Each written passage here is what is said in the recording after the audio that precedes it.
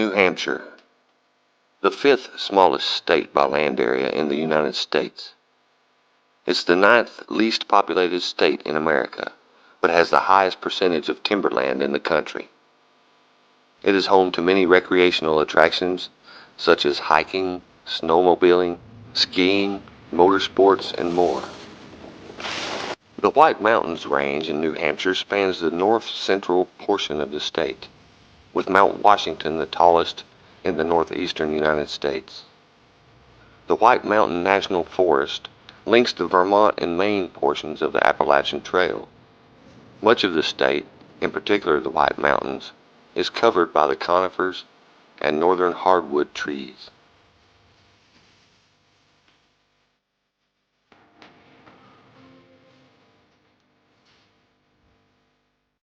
The town of Newmarket was incorporated in 1727. It is one of 6 granted by Massachusetts in the last year of the reign of King George I. The town was granted full town privileges by the legislature in 1737. The Lamprey River runs through town and was named after John Lamprey, an early settler. The river formerly served as a major water transportation link connecting the inland regions with Portsmouth Harbor and the Atlantic Ocean. The Lamprey is now appreciated as a significant recreational asset.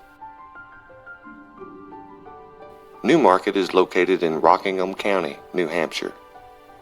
Just one look at the picturesque area and its rich history, one might not think the area is also home to numerous Bigfoot sightings.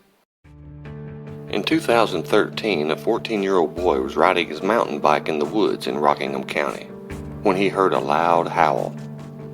He stopped his bike and looked to the right in the woods, and he saw a big, dark figure hitting a tree. The boy started pedaling his bicycle as fast as he could back toward his house. This sighting was investigated by the BFRO, and in their report, the young boy estimated the figure to be about 9 feet tall. In March of 2012, Jason Morse of Newmarket had a sighting that would launch him full force into Bigfoot investigating. Prior to his sighting, Jason had had an interest in the subject and occasionally took trips to the forest to look for evidence. But that cold day in March changed many things for Jason. We had a chance to sit down with Jason and get the full details of that eventful day and the ones that followed. I was walking on the road that I lived on at the time in Newmarket, New Hampshire.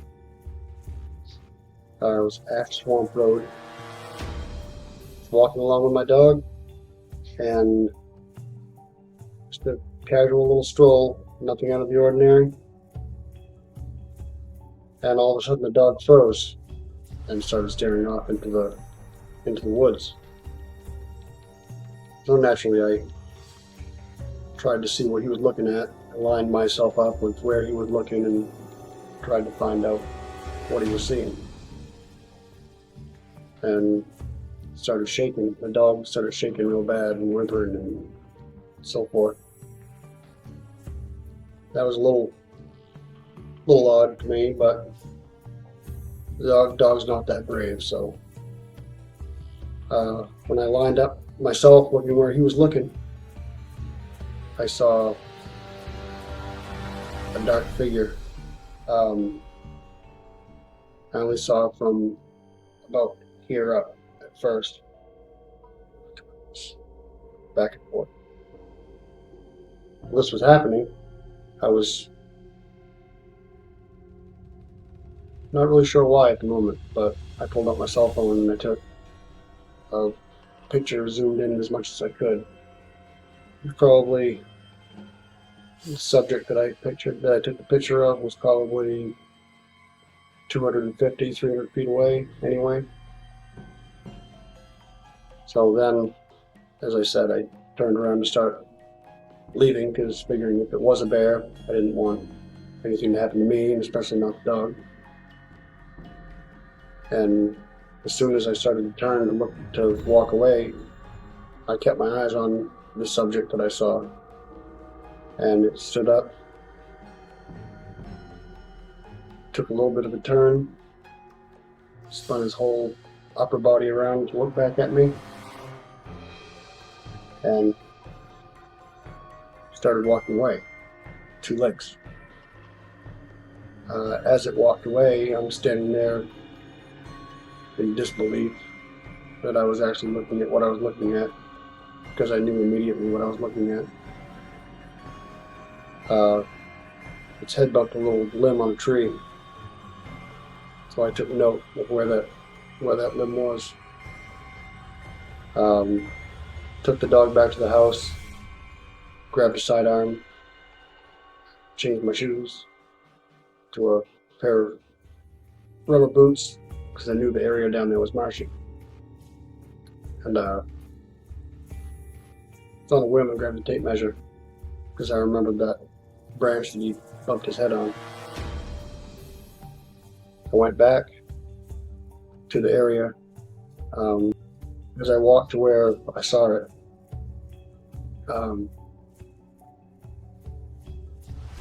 rather surprised when there was some water down in the area. It looked to be about knee high to the subject that I saw.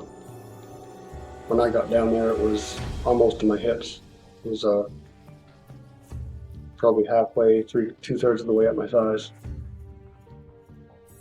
But anyway, I went to where that limb was, and I measured from the ground to where it was standing up to that limb, and the limb was 9'4" off the ground. So that puts the subject that I saw at about 9'6". And that was my very first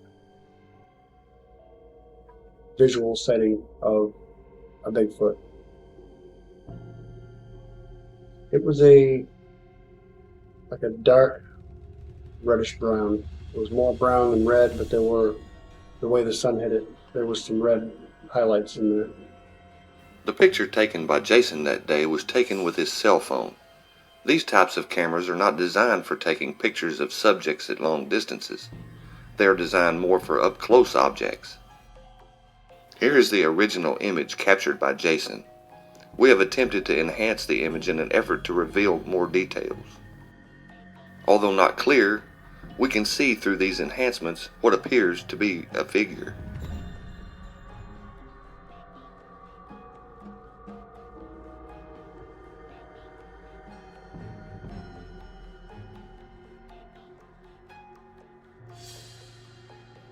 It also appears the figure is the color described by Jason. This was Jason's first sighting of a Bigfoot he would come to call Goliath, but it sure wouldn't be his last.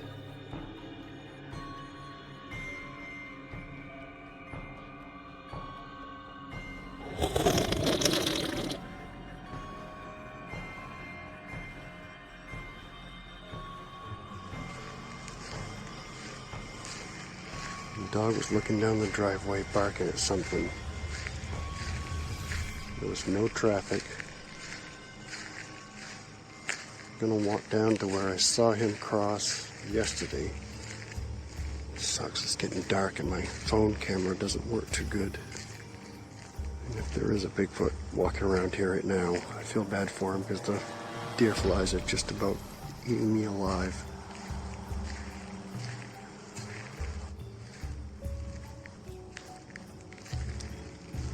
Actually a little bit nervous. 2 sightings yesterday.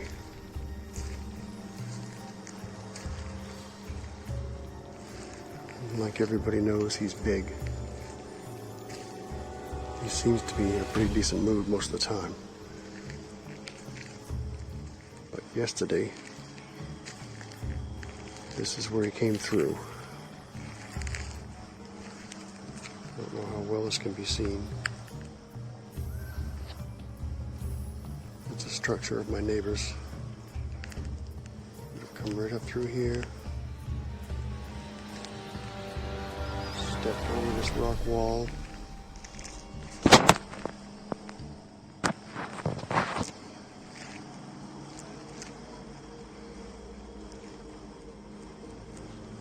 I'm going to try for giggles to make 3 steps across the driveway.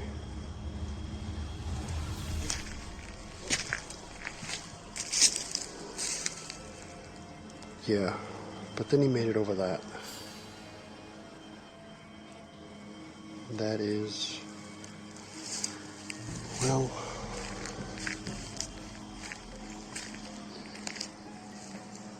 from here, from the far side of the driveway, he put 1 foot on the edge, 1 step, and he went right to the middle of the driveway. And the next step, he was at the end of the driveway. I still have 3 more feet to go before I get to the other edge. And that's about right, because there's my house and the dog hopefully barking at me.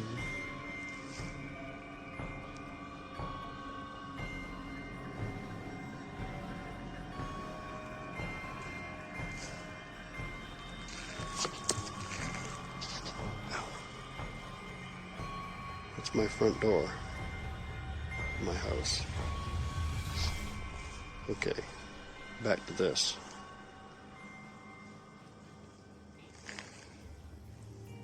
This isn't really coming out in the video too well, I don't think, but that rock, I'm standing in the driveway right now. I am about 6'3", 6'4", and I can just barely look over that rock. So that means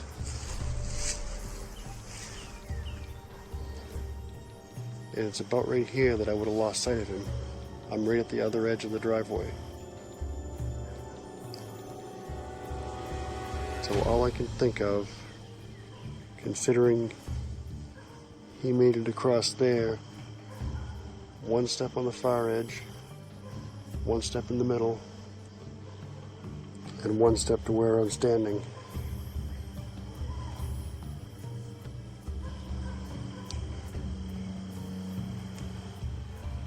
He probably stepped from here, an elevation change of probably 2.5 feet up to here. Oh. I can't do it without kind of crawling. And from here, again, I am 6'4". I'm going to try to turn this around. This is about my waist. I can't tell where you can see where my waist is. So this rock wall is waist high to me. This is kind of cool too. Just sticking out there over the road. As I was saying, he had to take 1 step over this wall, which I'm not even going to try to do. And I'm going to guess this isn't going to come out. There's kind of a pathway headed right up this way.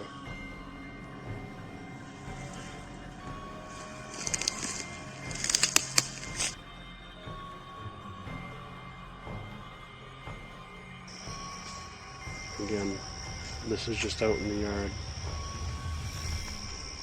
Right now,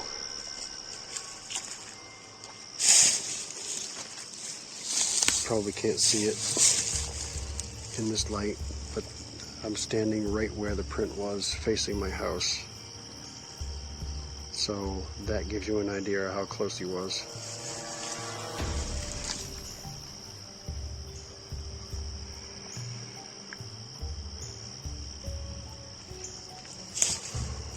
He was standing here. I saw from the small of his back and down to just below his knee. Because right here, again, you can't see it, is a small hump of dirt.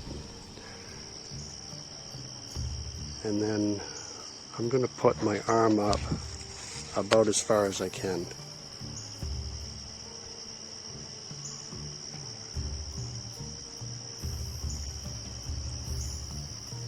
So that's about 8.5 feet or so.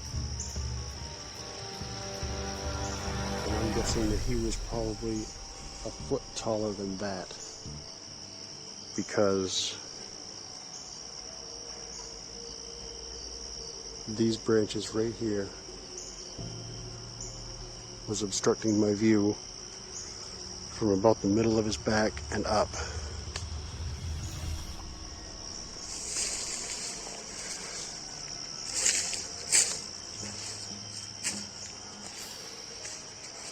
And that was the second sighting that I had in 24 hours when he was in that spot that I was just in.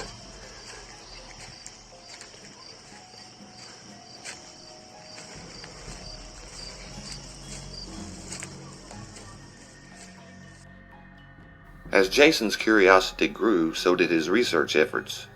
He conducted numerous field research trips that yielded some evidence, but there was still much more he wanted to learn about Bigfoot. I think I might have gone off into some other territory or something, because I'm getting stuff thrown at me. Small, like acorns and small things, nothing that would cause really any damage if I get hit. Like a small rock at one point. I'm just starting to feel like I'm really not welcome here. And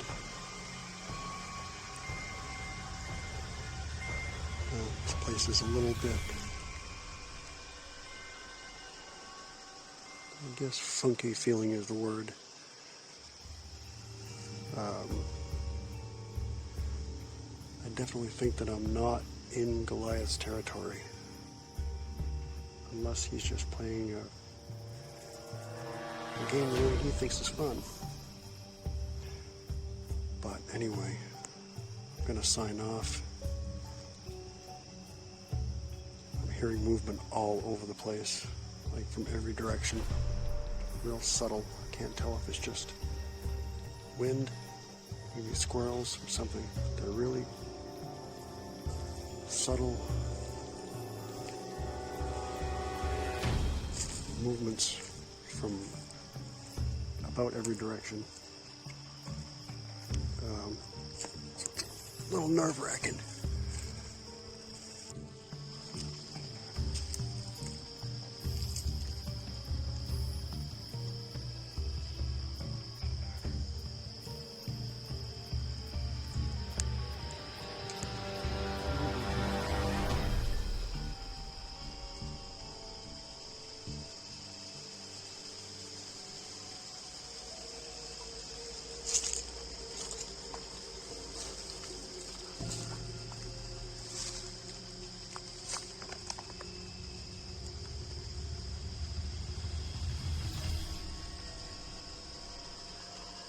Don't know for sure.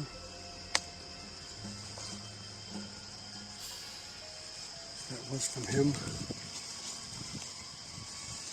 I don't think it would be. It's awful small.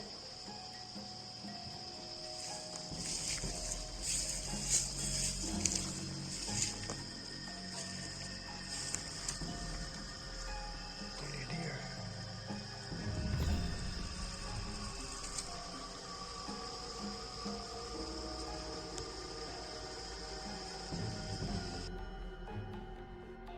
During this time, he was still having some activity around his house. This activity led to the capture of some vocals. We have attempted to enhance these sounds.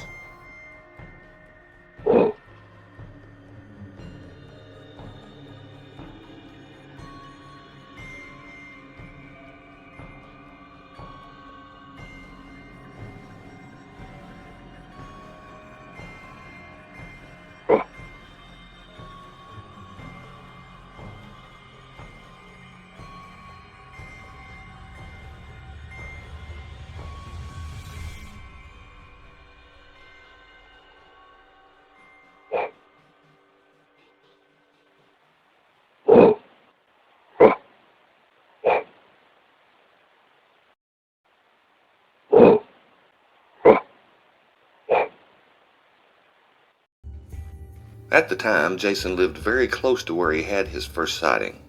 But some unexpected news from Jason's landlord was about to change all of that. Jason reflects on the news. After all my experiences when I was living on Ash Swamp Road, I was really bummed out when my landlord decided to sell the house that I was living in, and sadly I had to move. I only moved about 1.5 miles away, but it was so convenient being there because he was pretty much coming to my doorstep. It was upsetting because I was just starting to build a rapport with him, it seemed like. But later that same year, Jason had another sighting of Goliath. Once again, he managed to take another long-distance photograph of the creature. We have attempted to enhance the image, but unfortunately, there just isn't much detail or clarity to the figure.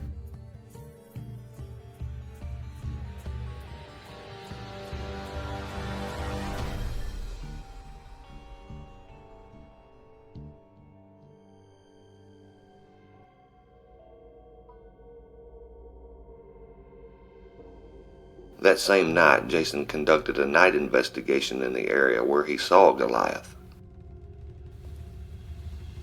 Okay, at the beginning of this audio, I don't know if you heard that. It sounded like a bird. Well, it's 10 o'clock at night. It's pitch dark. There are no birds. There's nothing.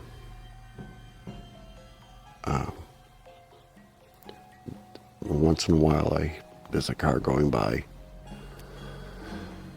Because I am just off a back road. There's one going by right now. This bird that I just heard was coming from the same place that I've heard several other vocalizations. So,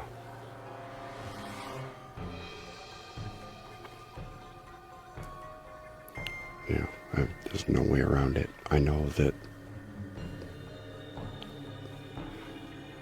I can hear footsteps. I'm really close. And I've been looking through my infrared scope, and I don't see anything. I'm hearing a lot of things.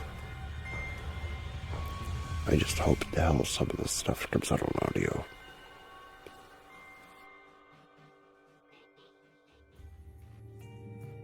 By this time, Jason was deep into the research of Bigfoot. He logged numerous sighting reports in and around his area in New Hampshire.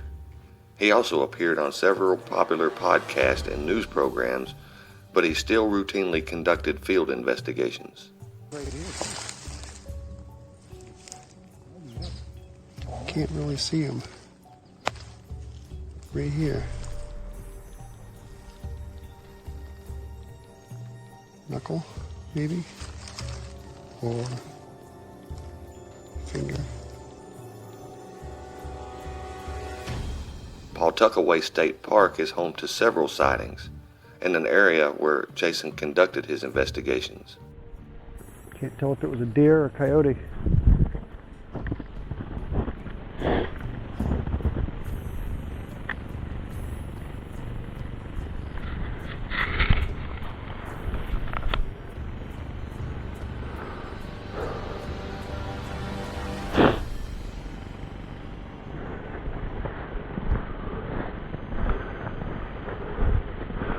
Here we go. Ooh.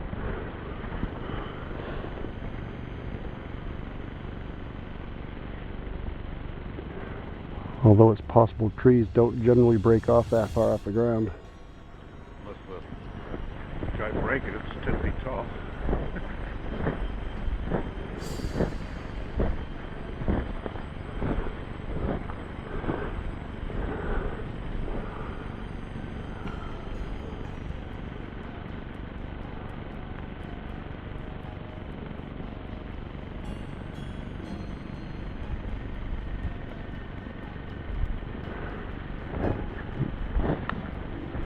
Yeah, I mean, that's 6 feet, so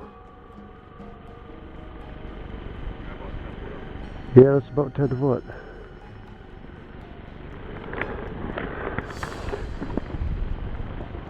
Between that and That's, these three pieces here. yeah. That one off the stump.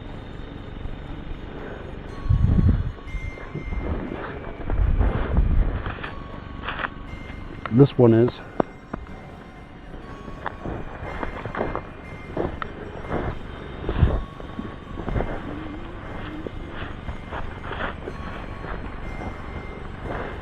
Wow, this one's big.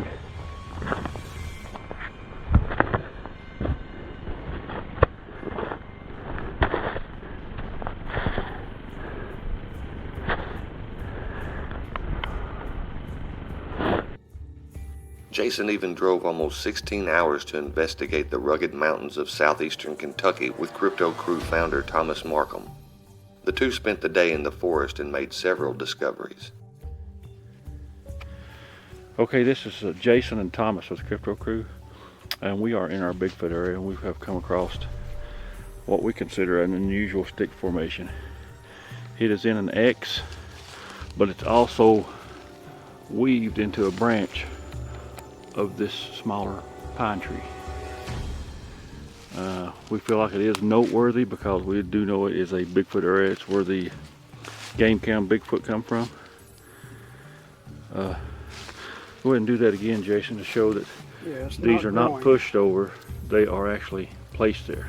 Looks broke too. It was broken. So that is an unusual, I don't want to disturb it anymore. that is an unusual formation. So we're going to trek on and see if we can find maybe some more interesting things. Documentation purposes, but that's, what do you say, that's about 12 foot off the ground, maybe more.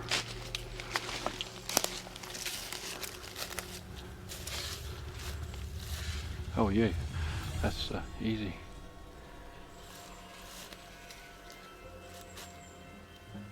Ten. 10 feet. 10 feet. Nothing else really disturbed around it. That was still vertical. When it was broken, I would say probably 12. Something to think about.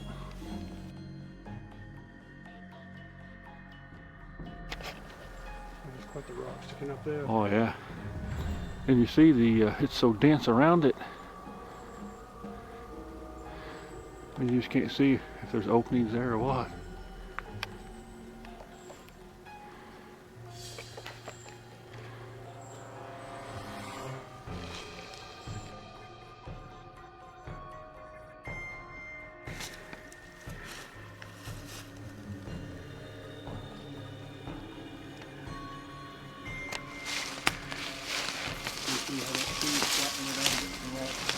Oh yeah, it's flattened it right out, didn't it?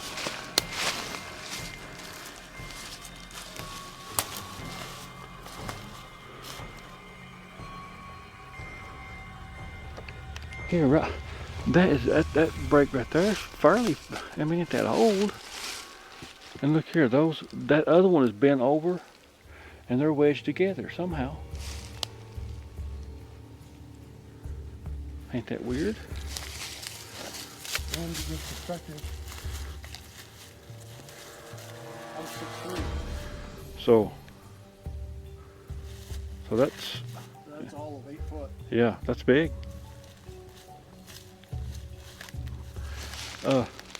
Check that.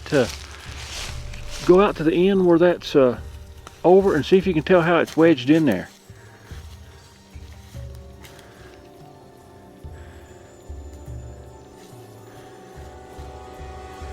Is it wedged into that little standing living tree there?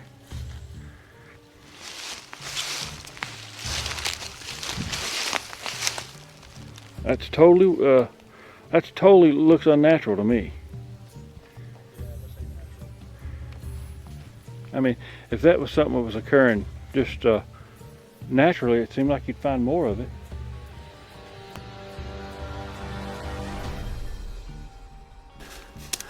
I don't have the biggest hands in the world. It's a good size though.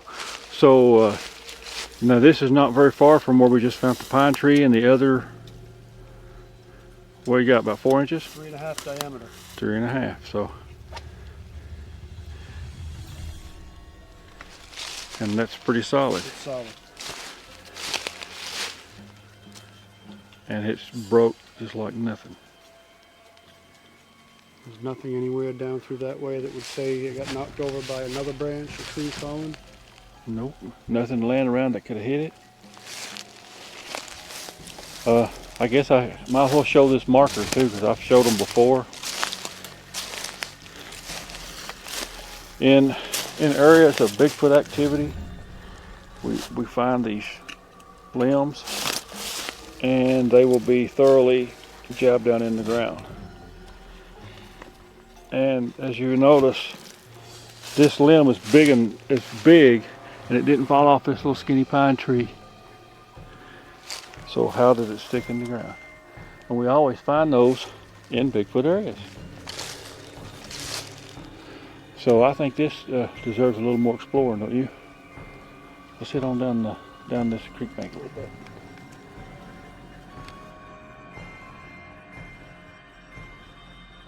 Alright. Yeah, if you want to. We are out here in Hulen. Come across this little deal here. That branch we found set nicely in the nook of this tree. And we think it came from over there. How did it get there? I think it came from somewhere back here, which is 8-10 feet away. Yeah, and it can go in the wrong direction. Right.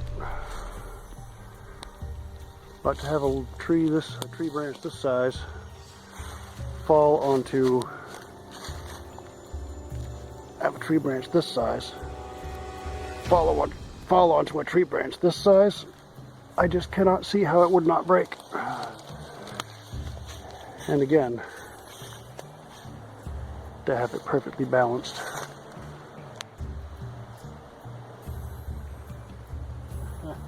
Kentucky is one cool place, man. That's all I got to say about that. Okay, Jason, you drove 15 hours to get down here. I did. And I've took you free hiking. And it's really easy, right? Yeah, piece of cake. What do you think about the mountains of Kentucky? Well, I live 30 miles from the White Mountains, which are known to be some pretty rugged territory. And I will be very honest to say I have never in my life hiked an area as demanding as this place. I am not ashamed to say that I am beat, and we have only been out here for a couple hours. Couple hours, yeah. And so when I tell people that I go out for 5, 6, 7 hours and do this, I got 3 words for that. You the man. It's rough. That's why I'm kind of hard on people who try to Bigfoot in sandals and pair of shorts. And it's good if you can, but I've never found them at the beach. No. I've done a lot of investigating in New Hampshire. And some areas are tough to go in. I'm not gonna say that the whole area is easy peasy compared to this. But this is constant, hard travel. A lot of rolling rocks, briars, vines. Yeah, there's so many. And it's steep. The main difference is it's just so different. I mean, there's between all them loose rocks, a steady up and downhill vines, and you're always checking out for anything that may be coming at you from any direction. Well, that is a reason why you have to be prepared if you're coming out. I mean, we've got water, we've got stuff to snack on if we get hungry, and lights, and I'm sure we've got stuff to start fire with if we need to. Oh yeah. But you gotta. Fire starter.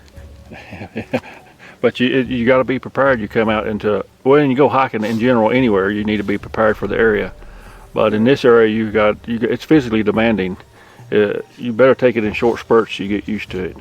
The preparation for the being prepared to go into an area like this is so much more different than walking around at Pawtuckaway State Park in Raymond, New Hampshire. Right.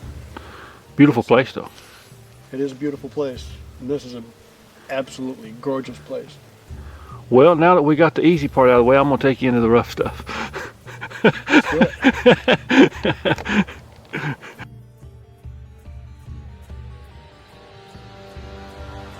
And if you would, Jason, would you stand up and just tell us briefly how this sighting came about, what you were doing? Sure. He would not budge. I look back at it, it starts whimpering and shaking and leaving. So I stepped back, I stood right behind him and eyeballed down where he was looking at, and I see this black figure. Be doing this. Had its arm up behind a little berm. First thing I thought in my head was, oh great, the bear.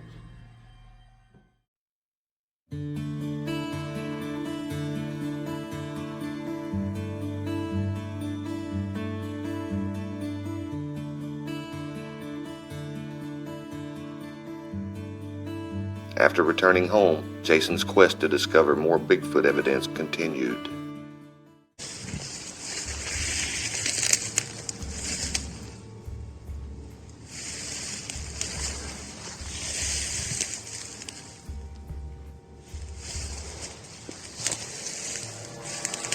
Something's been stomping through here.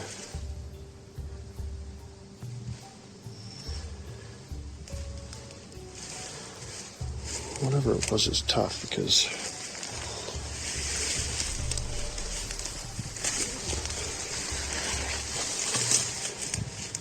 it's all prickle bushes.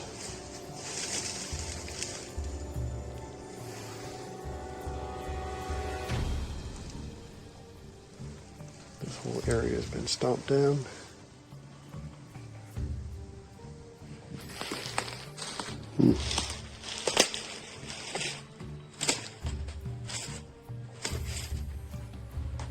Interesting little tree bent over with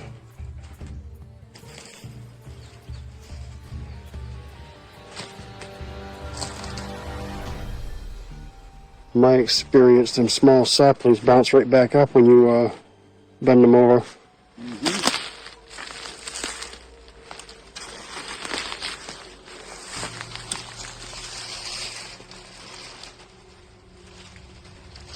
Don't know if this is coming out on the video, but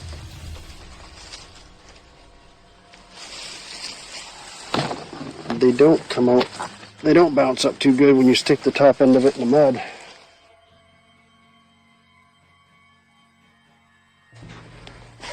And we have what's left of, for this area, a very large snake.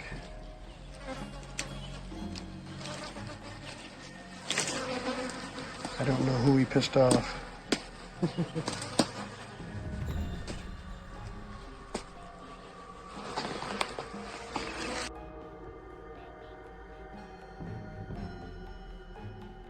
So this is where it happened.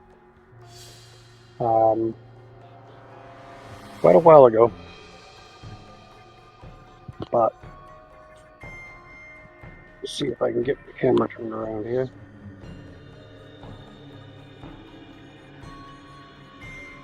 Just walking along with Midas, and he stopped, started looking around, and started growling and getting all nervous and stuff. So I stopped and looked around, and I'm going to pause this for a second and flip the camera over and note this area looks totally different. It's been, what, 6 years? So the place looks completely different. However, this is the spot. And that was the moment that changed my life, when I saw a 9+ foot tall bipedal hair covered creature stand up and turn around and walk away. Every emotion I had surfaced at that point. It was probably 200 yards in that direction. This has all grown up a lot in the past few years. So if he was standing out there right now, I wouldn't be able to tell.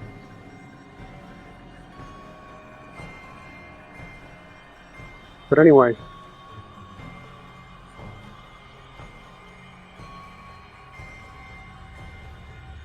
this is the spot a few years ago that changed my life. Dark brown, very heavily muscled. Again, like I said, I'd estimate 9 to 9.5 feet tall.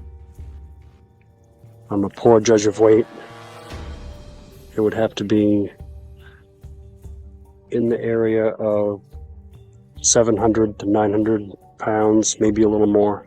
They're just gigantic. 3.5 foot at the shoulder. And now I don't know where he is.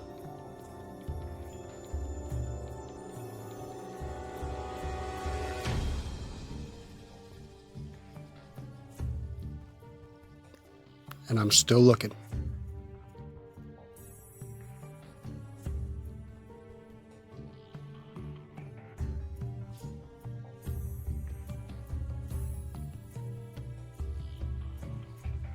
Much the same as every other person who says that they've seen Bigfoot. It was absolutely massive. Shoulder span, I would say 3.5 feet anyway, perhaps a little more. The thing that got me the most is it was, for the area, fairly thick brush all around, and when he turned and walked away, 3 strides and it was out of sight, and I never heard a sound. Were you a believer in Bigfoot before this sighting? I would hesitantly say yes, that I was. I've been intrigued by the subject for many, many years. Up until then, I had not actively investigated, but I start calling March 8th of 2012 the day I was born, because everything from there on out went to me doing what I felt to be my part in helping the world understand that this creature really does exist. And gotten some pretty decent evidence along the way. However, nothing concrete yet.